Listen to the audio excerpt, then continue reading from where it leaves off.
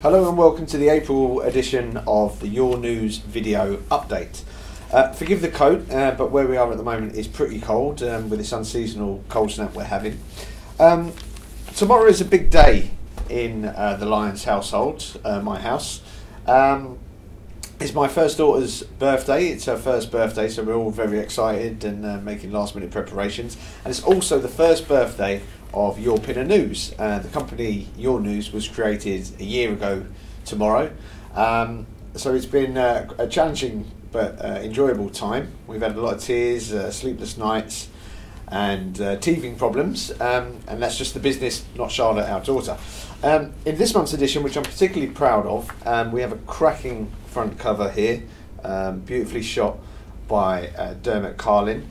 The story on the front we feature in the double pages inside the magazine is of Ernest Simon. Now Ernest came over to this country from Austria on the Kindertransport, escaping the horrors of the Holocaust. And it's a remarkable story, it's very moving, and having had the pleasure to meet Ernest, he's a wonderful, dignified and just a lovely, lovely man. Other parts of the magazine that you might be interested in, we have a roundup on the villagers doing their bit for Red Nose Day. We also have probably my favourite story of the month, a pinner worker, and again a really nice guy, Francisco Pereira.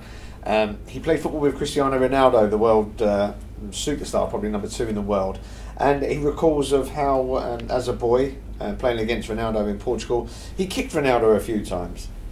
I've also got a story about crime being down in Pinner, and we have a response from the local sergeant, Ronnie Doyle, who tells us why, what she believes is responsible for that. She puts the drop down to community policing and the zero tolerance, would be easy to say, of antisocial behaviour. In other news, we have our Stanmore magazine now. We're putting that together, which will be launched in early July. Ickenham is motoring along nicely, and of course Pinner, being our firstborn as it were, always has a special place in our hearts. We're looking for stories already. We know we've got people doing the marathon locally, so we're interested to hear from you. And any other issues or events going on in the village, we'd love to hear about it. So please call us or drop us an email, and we'll do our best to feature it in the magazine. As always, thank you very much for listening, and thank you for reading the magazine. And I hope it warms up, and you have a wonderful April.